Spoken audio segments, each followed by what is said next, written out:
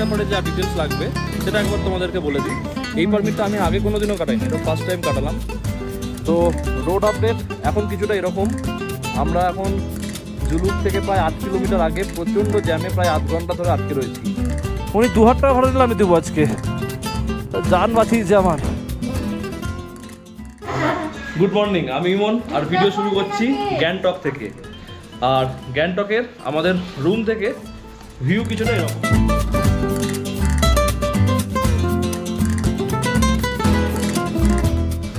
কাঞ্চনজঙ্ঘা পুরো স্পষ্ট দেখা যাচ্ছিল একটু আগে অবধি, এখনও দেখা যাচ্ছে, হালকা হালকা মেঘ চলে এসেছে। বাট আজকে ওয়েদার কিন্তু অনেক অনেক অনেক ক্লিয়ার।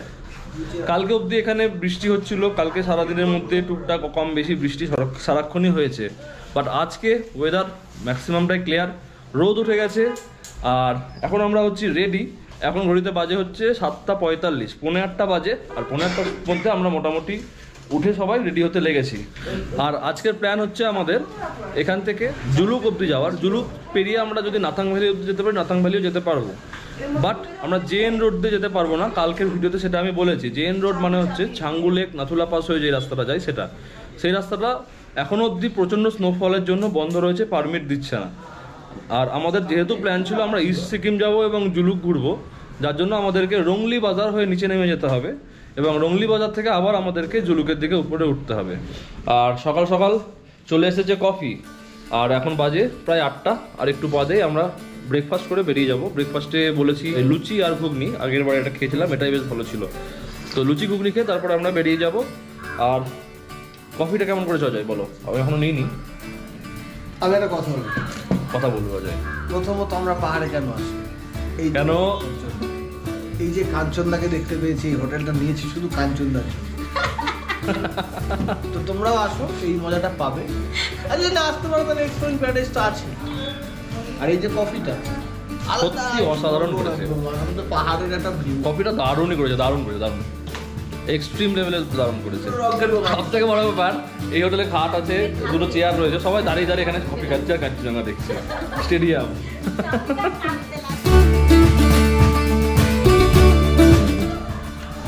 সবসময় আমাদের প্রীতমদা দেখায় আমরাই খাবার খাই, আরও খায় না। এই যে এখন সে খাচ্ছে, দেখতে পাচ্ছেন আপনারা। আমিও খাই, কিন্তু ভিডিও করার জন্য খাওয়া হয় না সে সময়। অ্যাকচুয়ালি খুব স্ট্রাগল করে আমাদের প্রীতমদা। আর চারিপাশের ব্যাপারটা এত সুন্দর। আমাদের এই যে দাদা তো বিরাট ভালো, আমাকে 3বার ঘুগনি দিল।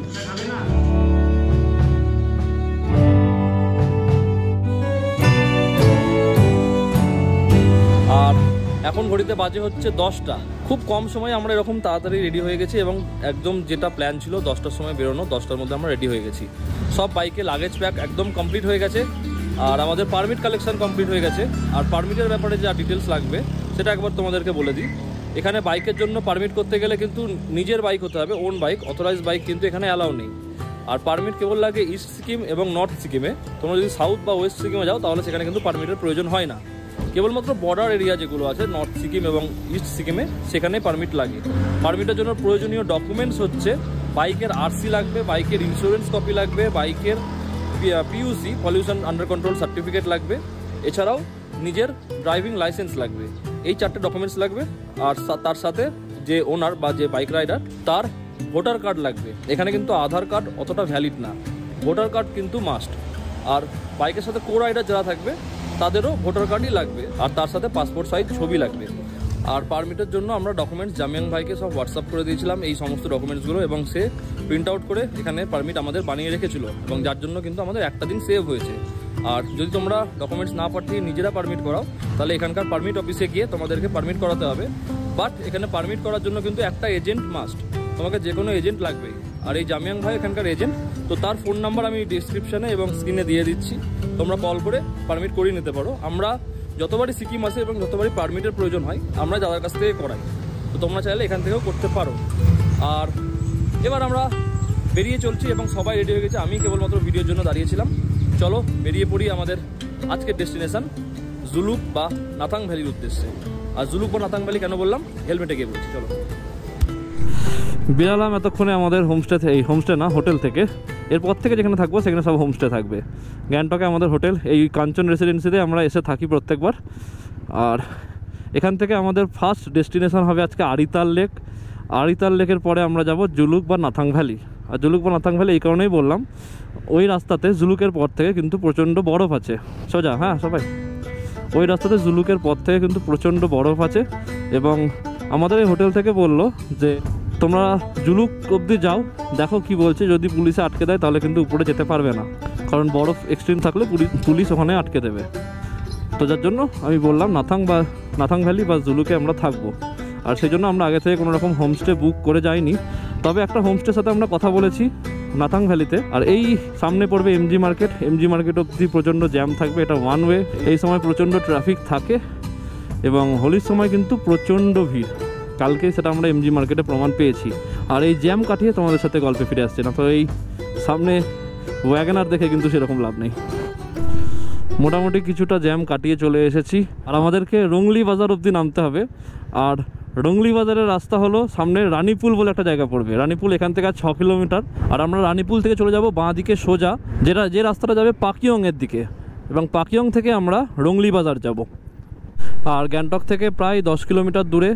আর আমরা যেখান থেকে ভিডিও স্টার্ট করেছিলাম একটু আগে, সেখান থেকে 6 কিলোমিটার দূরে চলে আসলাম আমরা রানীপুল বাজার। এখান থেকে আমরা যাব রংলি বাজার। আর যদি শিলিগুড়ি যেতে হয় এই রানীপুল বাজার থেকে আমাদেরকে নিচের দিকে এই ডান দিকে রাস্তাটা যেতে হবে। আর আমরা যাব এবার স্ট্রেট। আর প্রথমবার না, যখন আমরা নামচি রাবাংলা এসেছিলাম তখন আমরা ভুল করে এই সোজাই চলে এসেছিলাম পাকিয়ংয়ের দিকে, আবার আমরা ইউটার্ন নিয়ে আবার ঘুরে এসেছিলাম। তো যাই হোক, এখন এই রাস্তা দিয়ে আমাদেরকে রংলি বাজার যেতে হবে। আর এই রাস্তাতে রংলি বাজার যেতে গিয়ে সবার আগে পড়বে আমাদের পাকিয়ংয়ের পরে রংলি বাজার। আফটার দ্যাট পড়বে আমাদের আরিতাল লেক, যেটা একটা ভিজিটিং স্পট। সেখানে আমরা আজকে ফার্স্ট হল্ট করব আরিতাল লেকে। আর তার আগে রংলি বাজারে আমাদেরকে পারমিটটা দেখাতে হবে, ওটা জাস্ট কয়েক মিনিটের জন্য দাঁড়াবো। আর এই রাস্তাটা কিন্তু প্রচণ্ডই খারাপ, কোনো কাজ চলছে। এটা NH 717A বলছে, বাট NH-এর কোনো রকম প্রমাণ এখানে পাওয়া যায়নি। আমরা ম্যাক্সিমামটাই খারাপ রাস্তা দিয়ে আসলাম, এরকম মাটির ছিল। আর কাল অবধি গ্যাংটকে টুকটাক বৃষ্টি হয়েছে, যার জন্য কিন্তু কাদাটা আরও বেশি রয়েছে।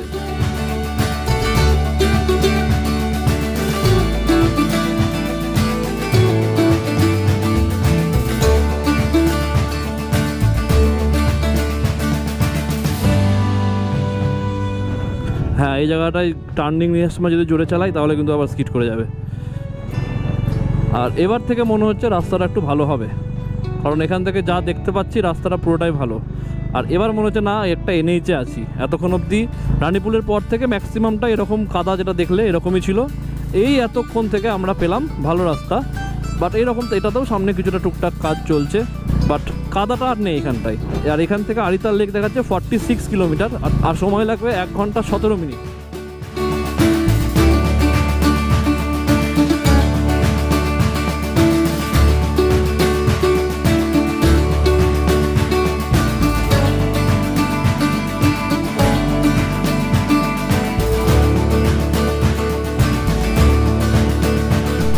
জাস্ট এন্টার করলাম পাকিয়ং বাজার। আর এখানে কিন্তু বেশ হোলি সেলিব্রেট হয়েছে গতকাল।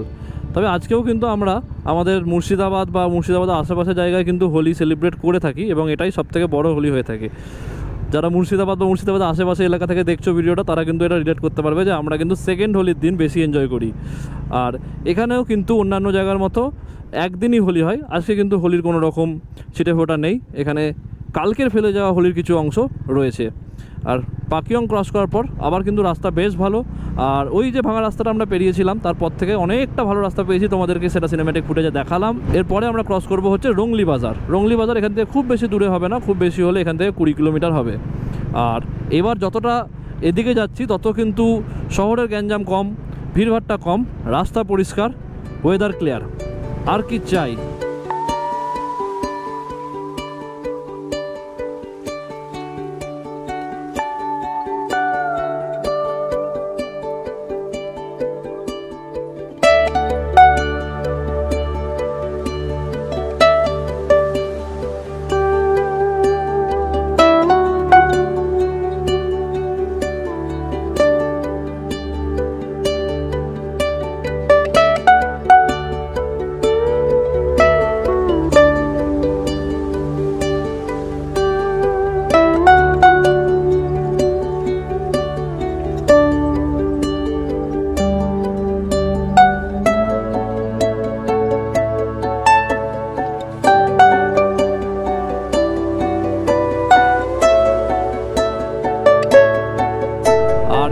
রাস্তায় কিন্তু টপ লেভেলের কর্নারিং হচ্ছে।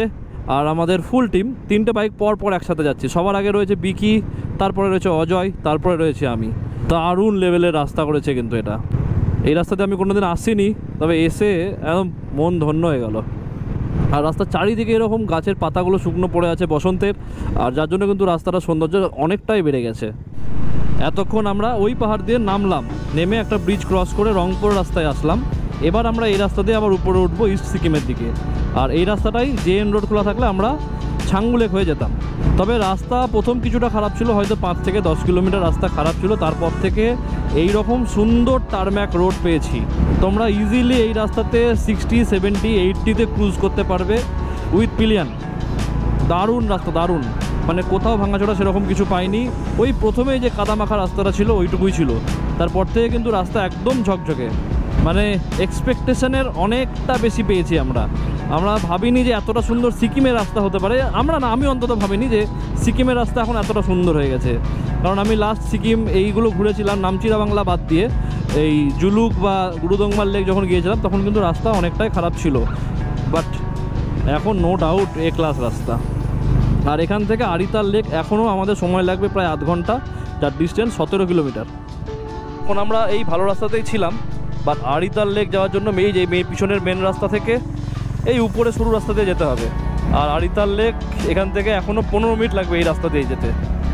আরে বাবারে, এ তো সুসুরি, কেউ থামবা না ভুল করেও। চলো চলো চলো চলো চলো চলো বয়েস, চলো বয়েস। আর রাস্তাটা এতটাই সরু যে সামনে এই বুলেরোটা আমাদেরকে পাস দেওয়ার মতো জায়গা পাচ্ছে না। জাস্ট আরিতাল লেক থেকে 500 মিটার মতো দূরে আছি। আর এই রাস্তাটুকু জঙ্গলের মধ্যে পুরো ঘেরা, পিচের রাস্তা রয়েছে। বাট আরিতাল লেক আসার ম্যাক্সিমাম রাস্তাটাই কিন্তু ভাঙাচোরা।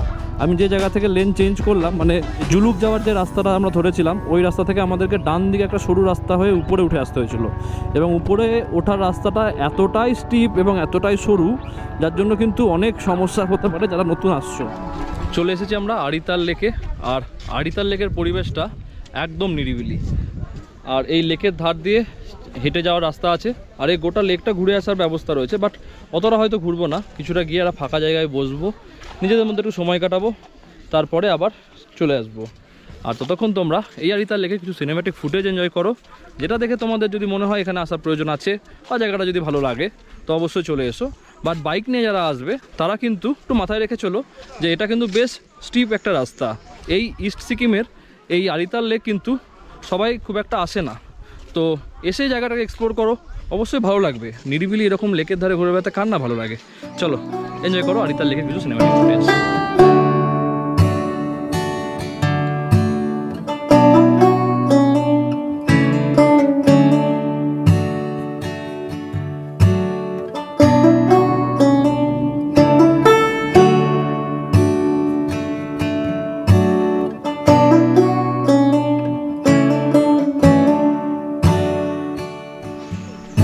আর এই লেকের ধারে হাঁটতে হাঁটতে আমি যেহেতু ভিডিও করছি, আমার ট্যাঙ্ক ব্যাগটা মাম্পি এরকম করে ঘাড়ে নিয়ে পিছনে আসছে।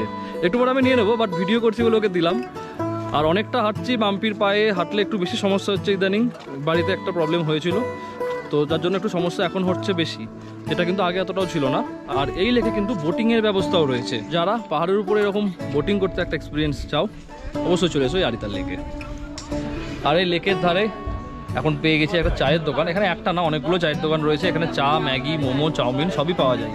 তো কেউ নিয়েছি আমরা ব্ল্যাক টি, কেউ নিয়েছি আমরা মিল্ক টি। আর এর সাথে এখানে আমরা মোমো খেয়ে নিচ্ছি, কারণ আমাদের জানি দুপুরে খেতে হয়তো দেরি হয়ে যেতে পারে। এখানে এখন বাজে হচ্ছে 1:10, আমাদের আরিতাল লেক ঘোরা কমপ্লিট হয়ে গেছে। আর এখান থেকে জুলুক যেতে এখনও বললো যে 2 ঘন্টা মতো সময় লাগবে। জুলুকে আমরা পৌঁছাবো হয়তো 3:30 নাগাদ। জুলুকে খাবো কি খাবো না সেটা ওখানে গিয়ে দেখছি কোথায় খাবো, কারণ আমরা আগে হোমস্টেটা আগে পৌঁছোই। হোমস্টেতে পৌঁছানোর পর যদি হোমস্টেতে লাঞ্চটা পেয়ে যাই তাহলে হোমস্টেতে খেয়ে নেবো। এই হচ্ছে আজকের প্ল্যান। তার জন্য এখন মোমো স্ন্যাক্সটা আমরা করে নিচ্ছি।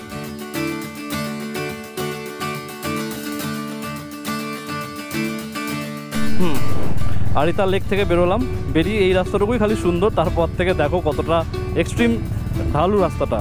এই যে এখন রাস্তাটা ভালো আছে, বাট রাস্তা তো সামনে আছে।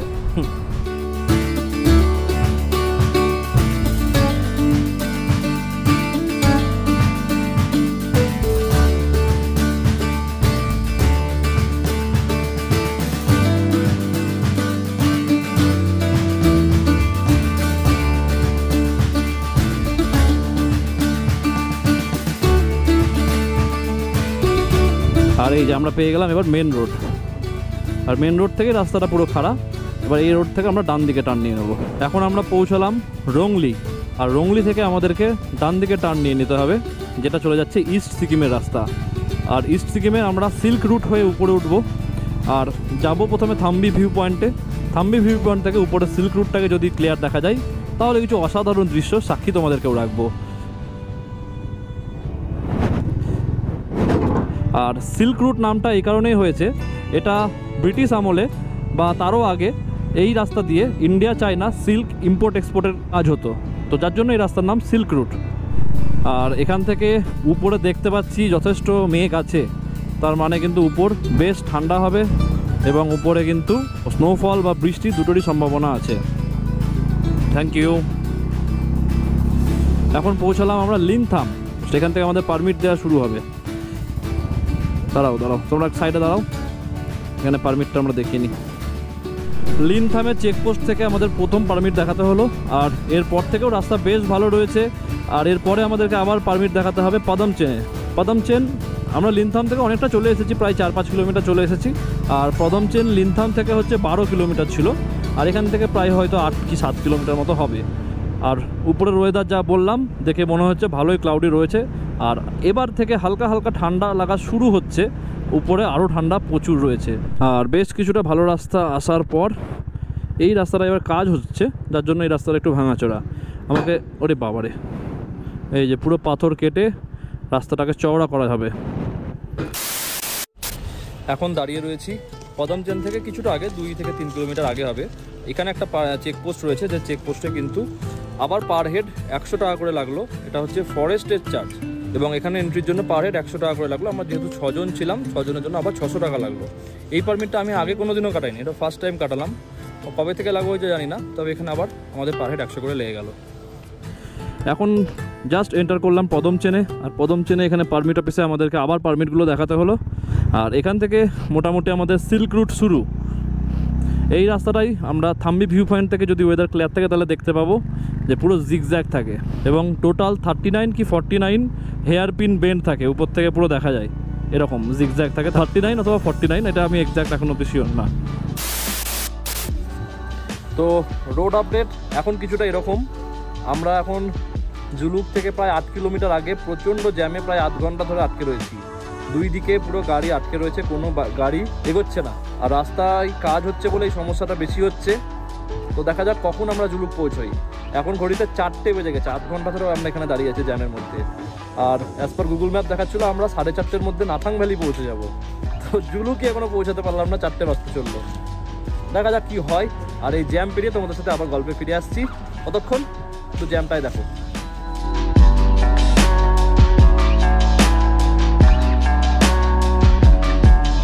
পুরো 1 ঘন্টা এই জ্যামের মধ্যে দাঁড়ালাম, আর এখন বাজে 4:30। এই সময়ের মধ্যে নাথাং ভ্যালি পৌঁছে যাওয়ার কথা ছিল, বাট আমরা এখনও জুলুকে পৌঁছাতে পারিনি। জুলুক এখান থেকে 5 কিলোমিটার দূরে। তাও কি ভাগ্যিস আমরা আরিতাল লেকে ওই মোমোটা খেয়েছিলাম, যার জন্য পেটে কিছুটা খাবার আছে। আর যত উপরে উঠছি তত কিন্তু কুয়াশা বাড়ছে, আর মেঘের পরিমাণও বাড়ছে।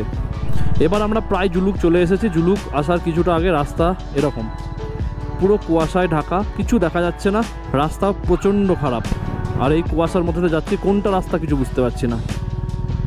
একটা দিক দিয়ে চালিয়ে দিলাম গাড়ি, এতটাই ফগ যে রাস্তা দেখা যাচ্ছে না। জুলুক পৌঁছে গেছি। জুলুকে থেমে কোনো লাভ নেই, কারণ পুরো কুয়াশা, এবং এখান থেকে থাম্বি ভিউ পয়েন্ট আরেকটু উপরে যেতে হবে। থাম্বি ভিউ পয়েন্টে থেমেও কোনো লাভ নেই। আর এখান থেকে নাথাং ভ্যালি এখনও 50 মিনিট সময় লাগবে। আর যার কিলোমিটার হচ্ছে 23 কিলোমিটার। নাথাং ভ্যালি জুলুক থেকে 23 কিলোমিটার রাস্তা। তবে এবার বেশ ভয় লাগছে, রাস্তা যত উপরে উঠছি তত কালো হয়ে যাচ্ছে মেঘটা। প্রায় সন্ধে লেগে যাচ্ছে, এখন 5:16 বাজছে। ওই জ্যামে যদি আমরা না আটকাতাম এতক্ষণে আমরা পৌঁছে লেপের তলে শুয়ে থাকতাম। বাইক রাইড মানেই কিন্তু একটা অ্যাডভেঞ্চার, একটা চ্যালেঞ্জিং ব্যাপার থেকেই যায়। তবে আজকে চ্যালেঞ্জিংটা একটু বেশি মনে হচ্ছে, কারণ সন্ধে হতে চললো, আমরা এখনও নাথাং ভ্যালি পৌঁছতে পারিনি। আর নাথাং ভ্যালি ঢোকার খুব বেশি হলে 5 কিলোমিটার এখনও বাকি। আর রাস্তার 2 ধারে এরকম বরফ, মানে আমরা বরফের জন্য এসেছিলাম, বাট বরফের সাথে এতটা ফগ পেয়ে গেছি, যার জন্য কিন্তু বরফ দেখে আনন্দ হওয়ার থেকে ভয়টা একটু বেশি লাগছে। আর প্রচণ্ড হাওয়া দিচ্ছে, ঠান্ডায় মনে হচ্ছে। আমি গ্লাভস চেঞ্জ করে নিয়েছি, উইন্টার গ্লাভসই পরেছি, তাও মনে হচ্ছে ঠান্ডায় যে হাত একদম কেটে যাচ্ছে। একদম সেলাপাস 2.0 আমার কাছে এটা। সেলাপাস ঢুকতে যেরকম ঠান্ডা লেগেছিলো সেম ঠান্ডা আবার পাচ্ছি, তার থেকে বেশি ফগ এখানে রয়েছে। খালি ভগবানকে একটা জিনিসের জন্য ডাকছি, স্নোফলটা এখন ভাই হোস না। মানে এক্সট্রিম চ্যালেঞ্জিং রাস্তা দিয়ে এসে এই দৃশ্য মানে অভাবনীয়। 4 চাকাতেও এই দৃশ্য দেখলে হয়তো এতটা আনন্দ পেতাম না, যেটা আমরা বাইক চালিয়ে এসে এই কন্ডিশনে থেকে আনন্দটা পাচ্ছি। আনন্দর থেকে ভয়ও সেরকম লাগছে, কারণ এখনও আমাদের ফোনে চার্জ নেই, নেটওয়ার্ক নেই। নাথাং ভ্যালি কত দূর, কত কিলোমিটার কিছু বুঝতে পারছি না, কারণ কারোর ফোনে চার্জ নেই, চার্জ থাকলেও নেটওয়ার্ক নেই, এত ঠান্ডা।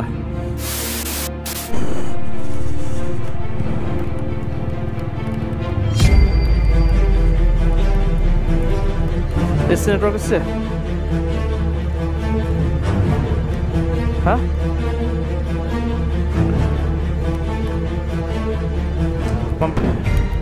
মাম্পি ফোন দেখো, ফোন দেখো।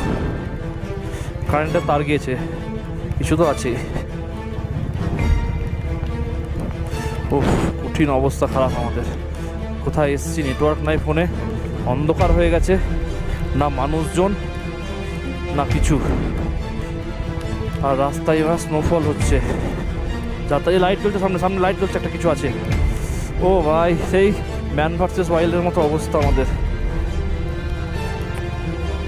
हाँ हाँ हाँ यही तो ये है आप एक सर्वी होम स्टे के कितना दूर है?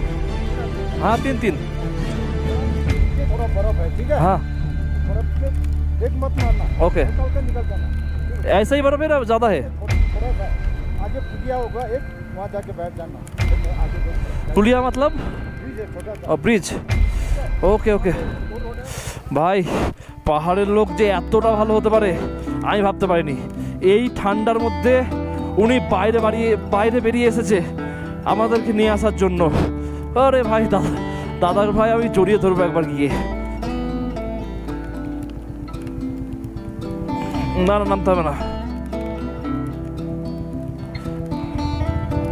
নামতে হবে না, সামনে একটা ব্রিজ পড়বে বললো। পাহাড়ের লোক এতটা ভালো হতে পারে আমি ভাবতে পারিনি।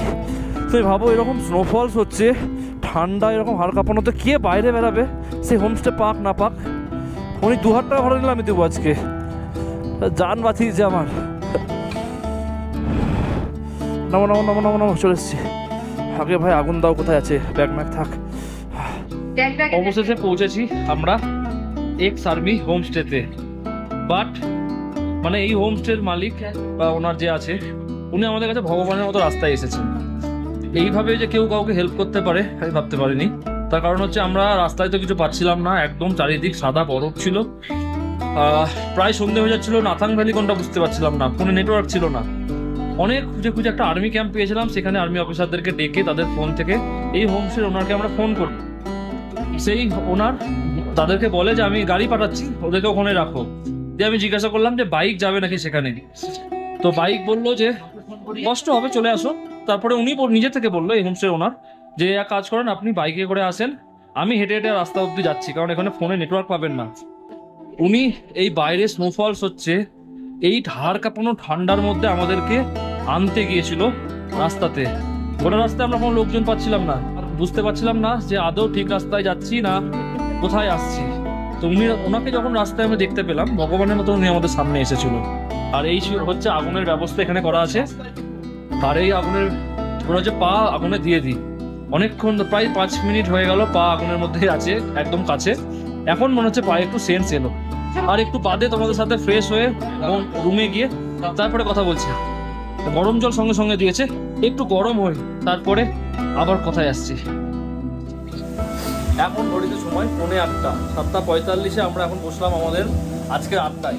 আড্ডার আসরটা কিন্তু অসাধারণ। এখানে মাঝখানে আগুন জ্বলছে, তার মধ্যে আমরা সবাই গা হাত পা সেঁকে নিচ্ছি, আর তার সাথে হচ্ছে আমাদের আজকে রাতের আড্ডা। আর বাইরে হচ্ছে স্নোফল, একবার বাইরেটা দেখায় তোমাদেরকে। হয়তো ক্যামেরায় কিছু আসবে না, আওয়াজটা শোনায় খালি।